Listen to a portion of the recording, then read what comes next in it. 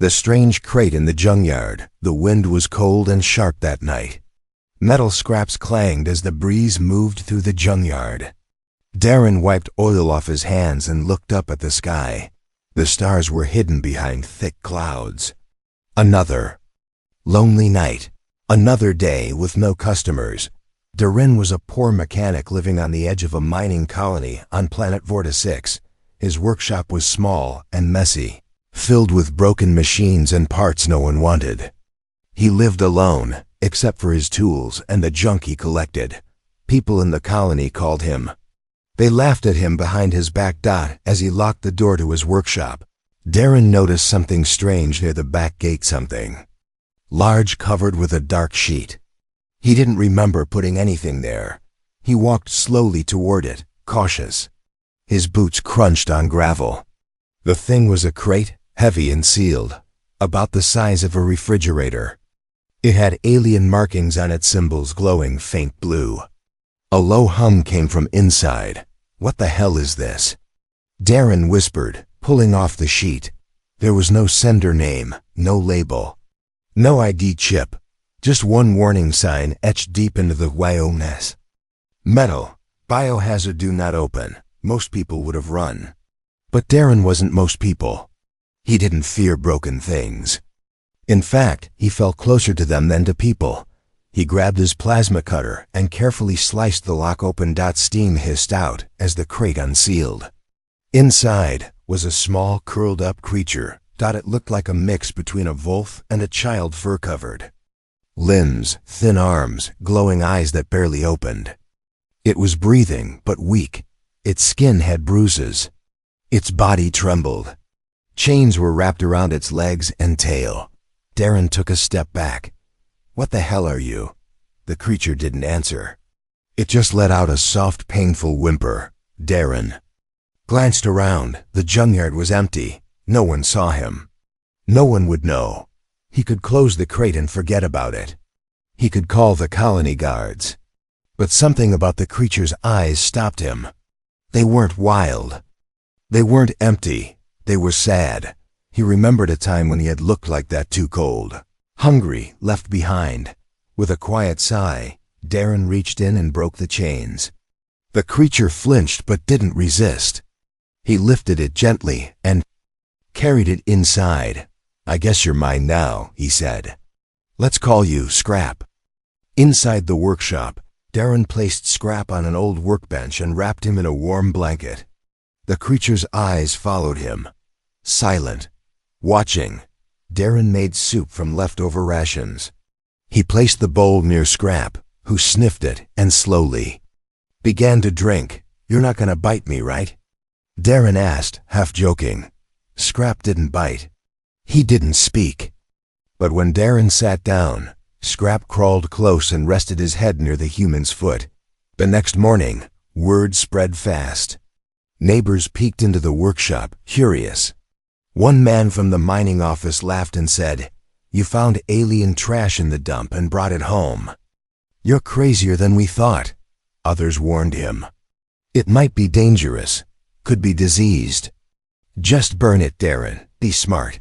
But Darren didn't listen. "He's not trash," he said. "He's hurt, and he's staying." Over. The next few days, Scrap began to change. He healed faster than Darren expected. The cuts closed. The shaking stopped. He didn't speak, but he started following Darren around like a shadow. At night, strange things happened. Lights blinked when Scrap passed. Tools moved slightly without being touched. The workshop's generator overloaded twice.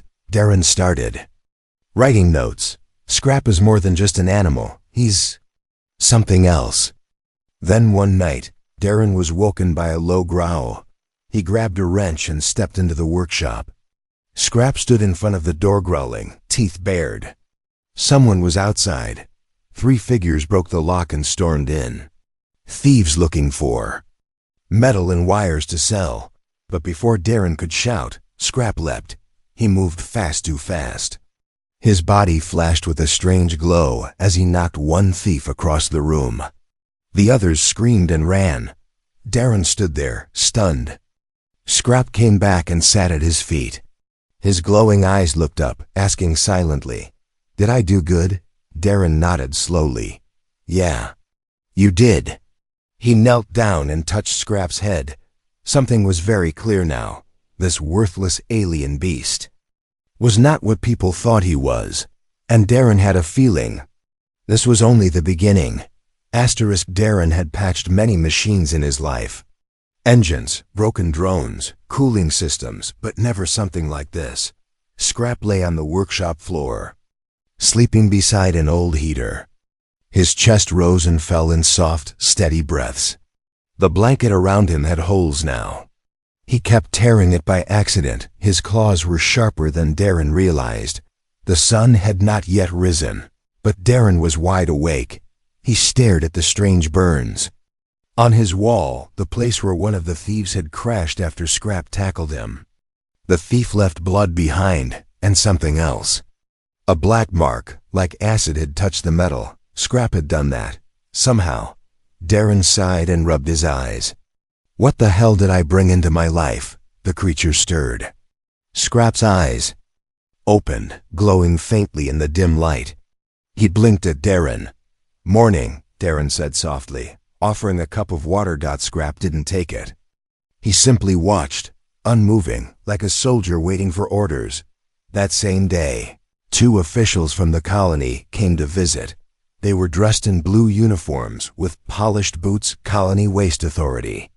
They entered with serious faces and data pads in hand.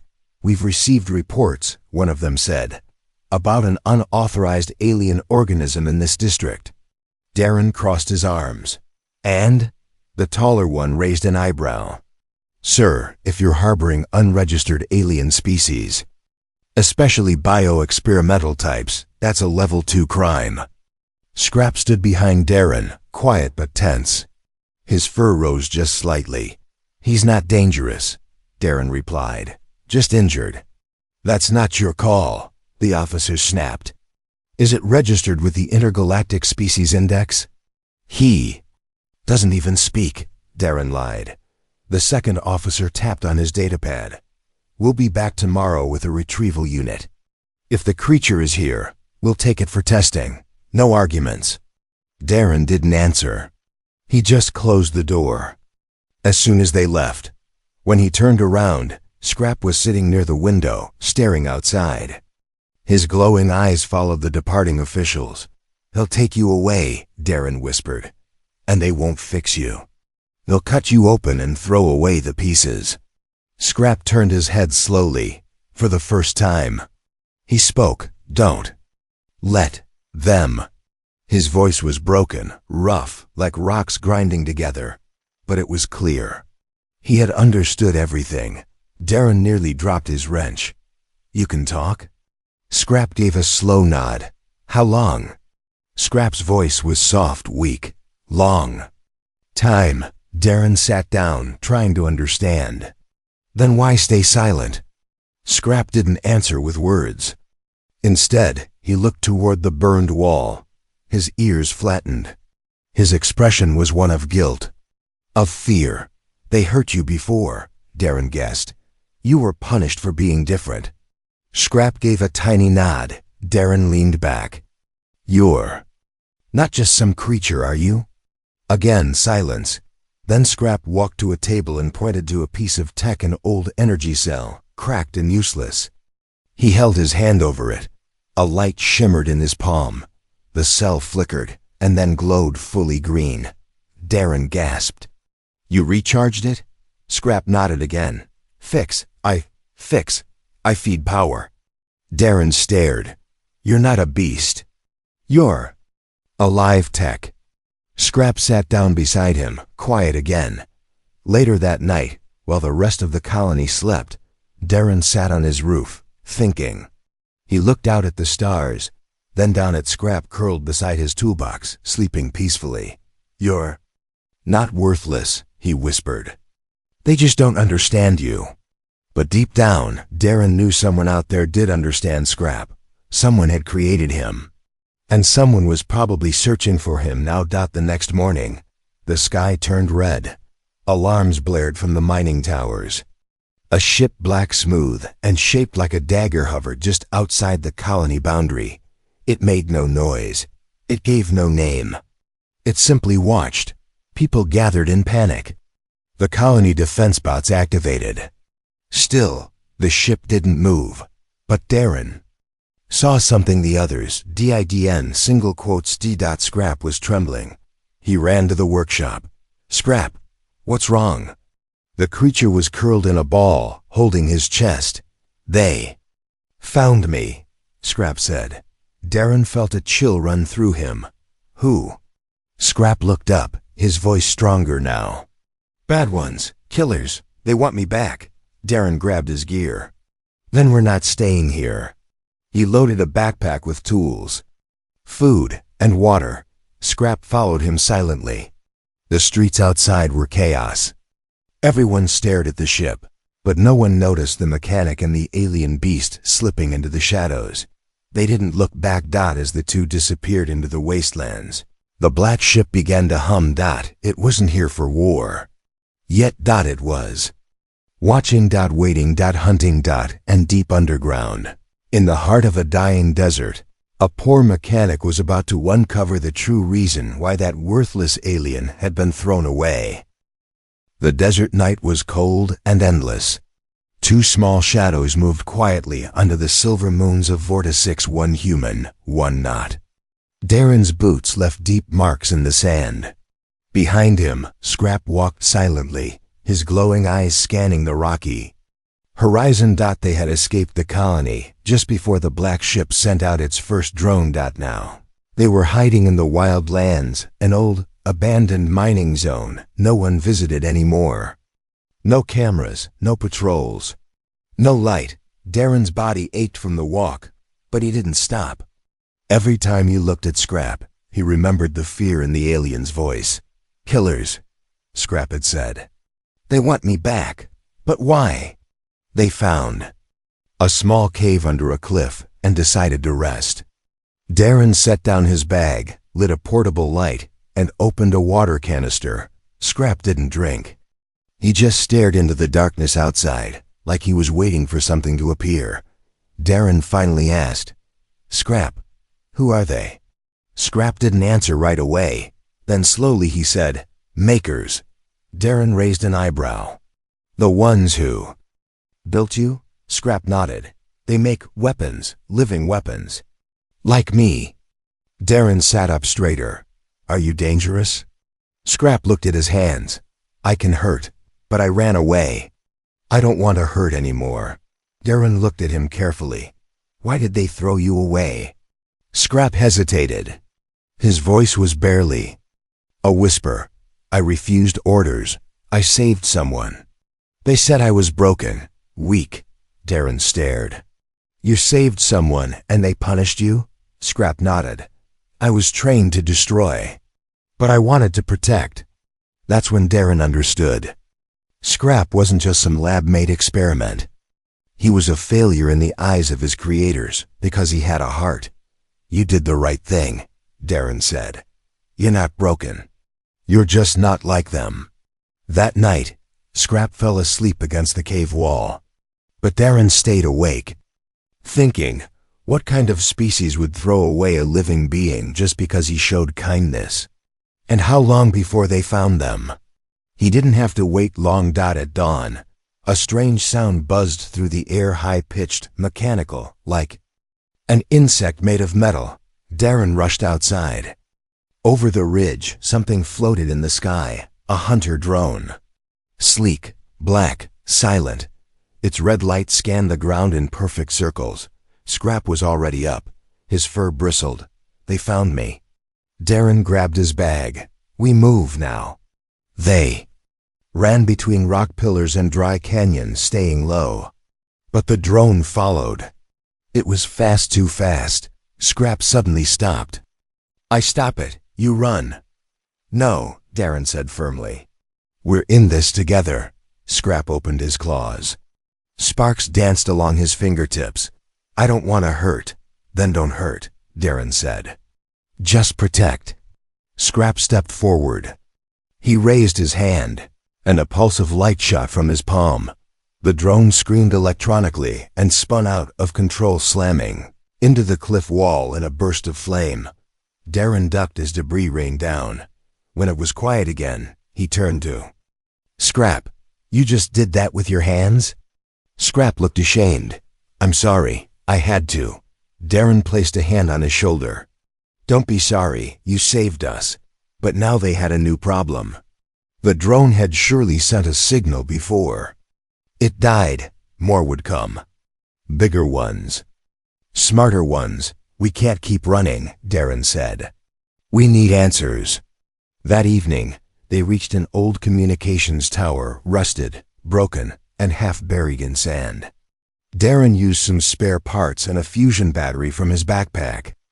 To power it up, lights blinked. The screen glowed.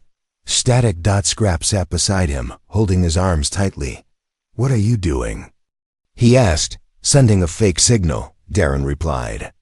We'll make them think we're heading the other way. Scrap tilted his head. That will trick them? Maybe not for long, but it buys us time. After a few tries, the machine sent out the signal north, toward the storm valleys. Then, the screen blinked. An unexpected message appeared. Subject 12 located. Retrieval protocol activated. Darren froze. Subject 12? He said out loud. Scrap looked away. That's you? Scrap nodded. I was their last test. The one that chose peace. Darren clenched his fists. You're not a subject. You're a person. The screen flickered again. Coordinates appeared. Coordinates near them. They know, Darren whispered. Then, a voice came through the speaker. It was cold, inhuman, metallic. Subject 12, return now.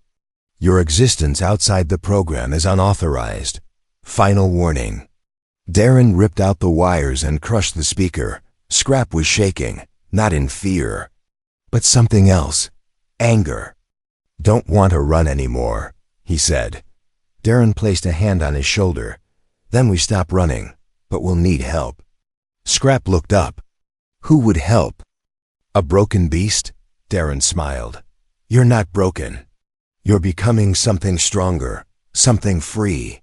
That night, as the black ship moved silently over the desert again, two small shapes slipped deeper into the wild lands. The stars above seemed to watch closely, cold, silent witnesses. The fight had not begun yet, but it would, and this time, the worthless beast wouldn't be running. The wind howled louder now. It carried dust, bits of metal, and something heavier, fear. Darren and Scrap moved through the broken cliffs of the wild lands. Rusted machines and old mining tanks lay half buried in the sand like bones. This place had been forgotten by time. No one lived here anymore, which made it the perfect place to hide. But even here, they weren't safe. Darren's old truck, the one he had fixed 100 times, finally gave up. It sat in the shadow of a fallen mining tower, its engine dead and smoke pouring from the back. Darren slammed the hood shut. I think she's gone for good. Scrap sat nearby, his fur blowing in the wind. His glowing eyes stayed locked on the sky. They're close. How do you know? I can feel them. Inside, Darren looked at him. Inside your mind? Scrap nodded. They made me to listen. Even if I don't want to. But now the voice is louder, angrier. Darren checked his tools. He had a few small bombs, some wire, a fusion cutter, and a power core from the broken drone. It wasn't enough to fight off a full team of hunters. We need to make a stand, he said. Scrap looked at him. What does that mean? It means we stop running. They found a narrow canyon and natural choke point surrounded by jagged stone. The ground was uneven, perfect for traps. Darren's mechanic brain began working fast. He wired the core into an old mining laser. Set traps using the leftover explosives. Planted wires in the sand. Scrap helped without being asked. His hands moved fast, precise. He remembered how to do things he was once programmed for. Not to destroy, but to build. Darren watched him. You're not a beast. You're an engineer. Scrap looked up. A weapon. Who learned to create instead of kill. Night fell again. They waited, and they came. The sound was soft at first, a high-pitched hum, then the whirring of boots on rock. 3 figures emerged from the dark, tall, armored, faceless. Black skin like obsidian, red visors on their helmets. They looked like shadows pulled from nightmares. Darren hid behind a rock, holding his detonator. Scrap stood in the center of the canyon, alone. The lead hunter stepped forward. Its voice came from a speaker in its chest. Subject 12. Orders are clear, return, or be destroyed. Scrap said nothing. The hunter continued.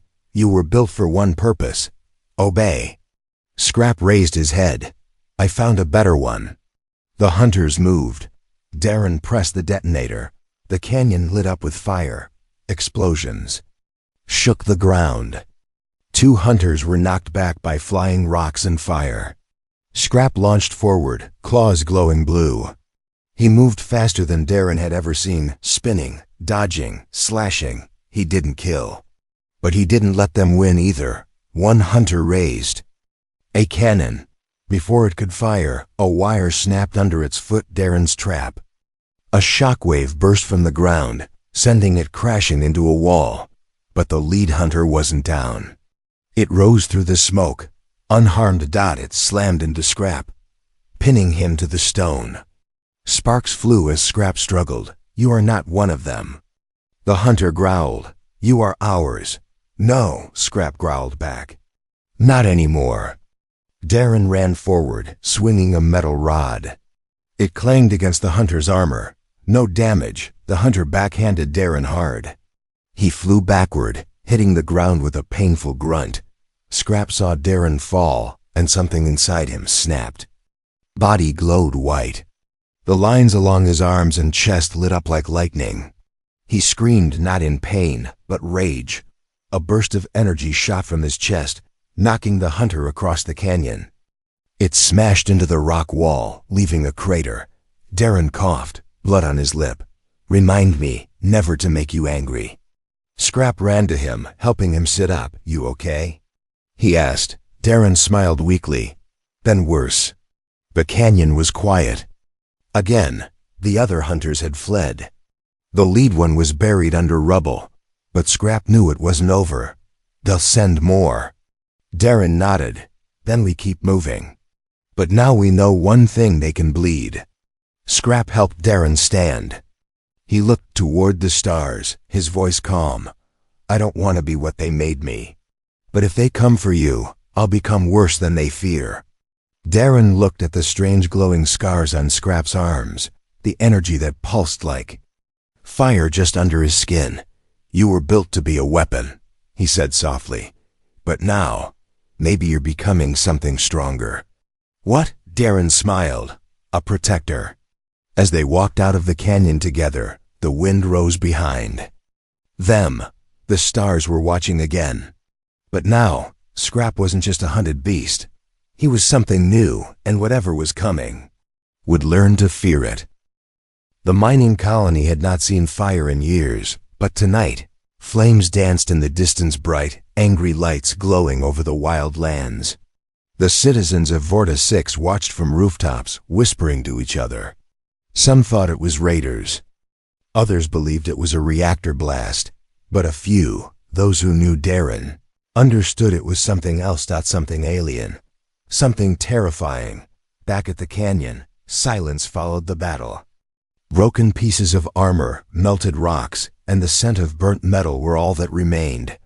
Scrap stood tall in the middle of the rubble, his body glowing softly under the moons. His fur was singed, his claws scraped, but his eyes held no fear. Now only purpose. Darren sat on a nearby rock, holding his side. A bruise had formed where the hunter had thrown him. His breath was short, but his mind was clear. That wasn't a fight, he muttered, looking around. That was a message. Scrap turned. They won't stop. No, Darren agreed. But neither will we. The next morning, they returned to the colony, not to hide, but to warn. People gasped when they saw Scrap walking beside Darren. Some backed away. Others whispered, "That's the alien creature." Didn't the guards say he was dangerous? I heard he took down a military drone with his bare hands. Darren ignored them. He walked straight to the main colony platform, where a gathering was already forming. Local guards, engineers, merchants, all had come to see the fire. One guard raised his rifle. "Stop right there, Darren. That thing doesn't belong here." Scrap didn't move. Darren stepped forward. "He's not a thing. He's not a beast. His name is Scrap, and he just saved all of you." The crowd murmured, "Saved us?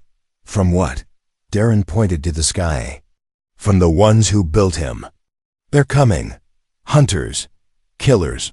They want him dead or under their control. And they don't care who gets in the way." The guard narrowed his eyes.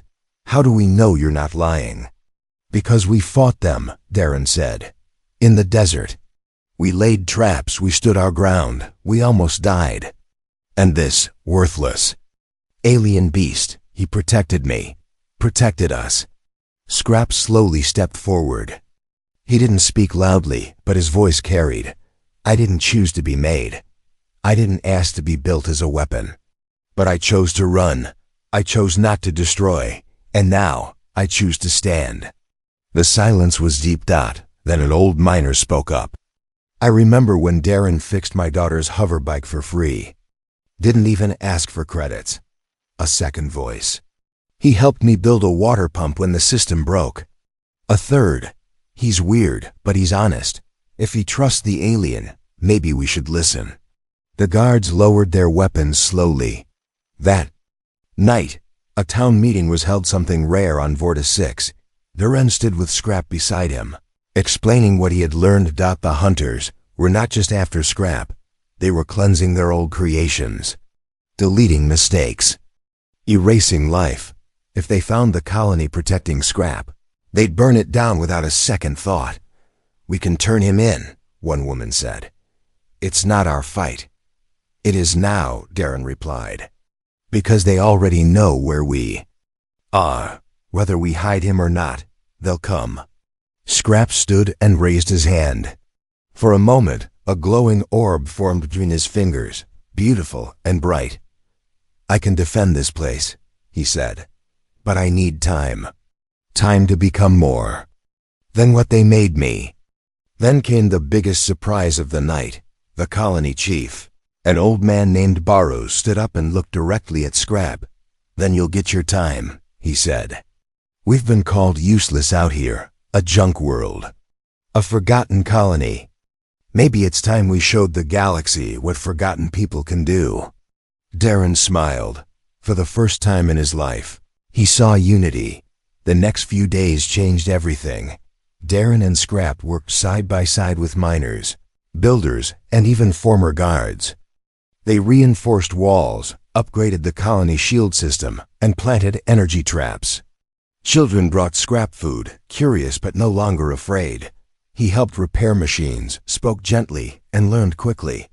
Every day, his body adjusted. He was evolving, not into a weapon, into a protector. A legend started to grow.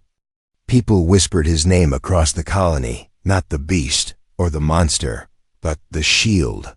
And Darren? They now called him Father of the Shield. One night, as Scrap watched the stars from a rooftop, he spoke quietly to Darren. "I was born in a lab, but I found life in your junkyard." Darren chuckled. "Yeah, life loves broken places." Scrap looked at him. "They'll come again, I know, and this time, they'll bring more." Darren nodded. "Then we'll be ready." From the edge of space, the hunters were watching again. This time, they didn't send warnings. They prepared for war, but they didn't know. The worthless alien beast had finally found something to fight for. A week passed. Then, too, the colony on Vorta 6 had changed. Where there were once broken fences and rusty walls, now stood armored gates and laser turrets. People no longer walked with heads down. They worked together, spoke with pride, and always kept one eye on the sky. At the center of it all stood Scrap. He trained daily running drills with the local guards, helping children learn tech repair, and strengthening his body with every hour. His glow was stronger now, no longer soft or hidden. He no longer feared who he was. Darren stayed close, always helping, always watching. He had gone from poor mechanic to the man who gave the colony a second chance. But even with the hope rising, one truth never left his mind. The hunters would return, and this time they wouldn't send drones. One evening, as the twin suns dipped below the hills, the alarm towers began to hum. Something was entering orbit, but no weapons fired. Instead, a sleek silver ship landed gently just outside the colony gates. It bore a symbol no one recognized, a spiral with a claw through it. Darren and Scrap stood at the front of the crowd. Guards raised rifles ready. The ship's ramp lowered. Out stepped 3 figures tall, elegant, and dressed in flowing armor that shimmered like glass. They didn't carry weapons. They carried authority. The leader, a pale-skinned alien with golden eyes, stepped forward and looked directly at Scrap. "Subject 12, he said calmly. "We are not your enemies." Scrap's claws twitched. "You were part of the lab." "I was," the alien admitted. "But I left." "Like you," the crowd murmured. Darren didn't move. He didn't trust a word. "We come with a message." The alien continued, "and an offer." The other 2 opened a case, projecting a large glowing image into the air. It showed planets burning, armies marching, cities crumbling. "These are the actions of the current order," the alien said. "The ones who created you still rule, but others, like me, have broken away. We see what you are, what you've become. We don't want to destroy you. Then why are you here?" Darren asked sharply. The alien turned to him. "To offer peace, protection, a place in the new world we are building." He looked at Scrap. "Come with us. Lead others like you. Be a symbol. We will make sure this colony is left untouched. You and your human father can live in comfort, far from war." Scrap stood silent. Darren stepped in. "And if he says no?" The alien's voice softened. "Then we leave now, but the others won't be so kind." Scrap looked at the crowd behind him, his friends, his home. He spoke clearly. "You want me to leave, just so they can stay safe?" "Yes," the alien said. "This place means nothing to them. But if you're gone, they'll move on." Scrap looked down, thought for a long moment. Then his eyes rose bright, fierce, determined. "No." The alien blinked. "No? I'm not leaving. My family." Darren's eyes widened, then softened. A proud smile spread on his face. "This colony gave me a chance when I was broken," Scrap said. "They didn't throw me away. They didn't use me. They let me live." He stepped forward. "If the others come, I'll face them here. Not as a subject, not as a weapon, but as Scrap, protector of Vorticix." The alien lowered his head respectfully. "I had to ask. I hope your courage is enough." The 3 turned and walked back to their ship. Before boarding, the leader looked back one last time. "They will arrive in 2 nights. They bring a destroyer-class warship." Then the ship lifted and vanished into the stars. The silence that followed was heavy. No one cheered. No one moved. Until Darren clapped a hand on Scrap's shoulder. "You didn't just say no. You made a promise." Scrap looked him in the eyes. "I'll keep it." That night, the colony prepared. Walls were reinforced. Drones were launched. Every single person, farmer, cook, child had a job to do. It wasn't just Scrap's fight anymore. He wasn't alone. Inside the old warehouse, Darren and Scrap worked on one final surprise. An energy cannon made from mining lasers and scrap fusion cores. It was risky, dangerous, but if it worked, it could stop even a warship. Darren tightened the last bolt. "If this fails," Scrap finished the sentence. Then we go down standing. Darren chuckled. You know, I once thought you were just a sick animal in a box. Scrap smiled gently. And I thought you were just a broken man. They looked at each other, and said nothing more. Above them, the stars shimmered. 2 nights left. And the war for Vorta 6 would begin. The final night had come. Vorta 6 was quiet, but not with peace. It was the silence of people holding their breath. Children were sent to underground shelters. Lights were dimmed across the colony. Darren stood on the central watchtower, scanning the sky through old binoculars. His hands trembled not from fear, but from something deeper. He had never fought in a war. He was just a mechanic. Yet tonight, he was defending his home, and he wasn't alone. Scrap stood on the wall below, his fur glowing with soft light, armor plates strapped to his chest and arms. The people he once hid from now stood beside him. Farmers held shock spears. Guards checked energy rifles. Drones flew patrol circles. This broken colony, forgotten by the galaxy, was ready to fight. And high above, death approached. The warship came just after midnight. It moved like a shadow, silent, dark, wide as the valley itself. Its lights flickered red, its hull covered in living armor. Smaller ships flew from its hangars like insects. Darren tapped the radio. Everyone in position? A voice crackled back. Ready, traps are armed, deflectors charged. He looked down at Scrap. This is it. Scrap nodded. They want to erase me. Let them try. The enemy drop pods landed with force. The ground shook, trees snapped. Then came the soldiers, black-armored hunters, their weapons humming with deadly light. And behind them, something larger, twice the size of a man, 4 arms, burning eyes. A new kind of creature. One made only to kill. Scrap stepped forward, claws drawn. He's mine. No, Darren said. We fight together. The battlefield lit up with screams, energy blasts, and explosions. Miners threw bombs. Drones buzzed and fired lasers. One of the turrets overloaded, but another took its place. The colony fought like it had teeth. Scrap moved like lightning. He jumped, struck, and dodged, tearing through enemy lines. He didn't just attack, he protected. He shielded others with his body, pulled wounded fighters to safety. Wherever he moved, the enemy broke like waves against stone. The giant 4-armed brute charged. Scrap met it head-on. The clash shook the ground. Fist met claw. Steel met glowing flesh. The brute roared, but Scrap didn't back down. His body burned with energy. His voice rose above the chaos. I'm not your weapon. The brute slammed Scrap into the dirt. But Scrap rose, bleeding and panting. I'm not your failure.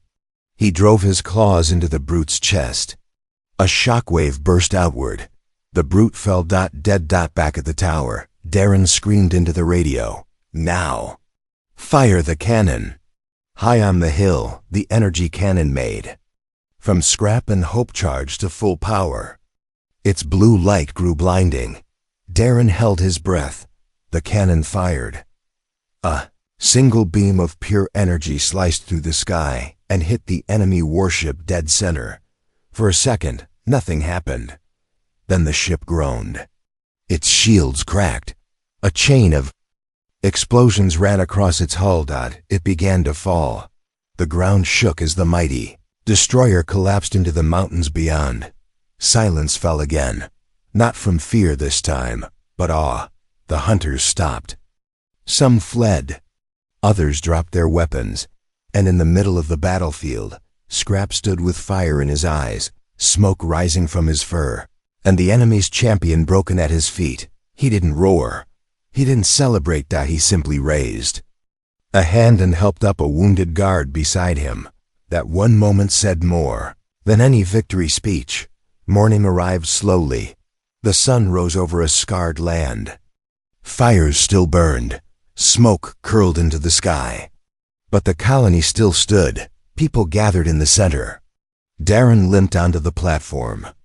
Scrap walked beside him, no longer seen as a beast, but a symbol. Barrows, the old colony chief, raised a tired hand. People of Vorta 6. We were supposed to be forgotten. We were called poor, weak, worthless. But today we fought back. And it's because of one creature who showed us that no one is trash no matter where they came from. He turned to Scrap. You were created to be a weapon, but you became more. The crowd clapped. Some cried, some bowed. Scrap simply said, I was given a chance. By a man who fixed broken things. Darren smiled and placed a hand on his shoulder. Not broken, he said. Just waiting to become something better. Years later, legends would spread about the alien protector of Vorta 6, the glowing beast who stood against a warship. Children would draw him in books. His name would be whispered in fear by his creators and in pride by his people. He was no longer called Subject 12. Not Beast. Not failure. He was called the Inheritor. And all because a poor mechanic looked at a scared creature in a crate and said, you can stay.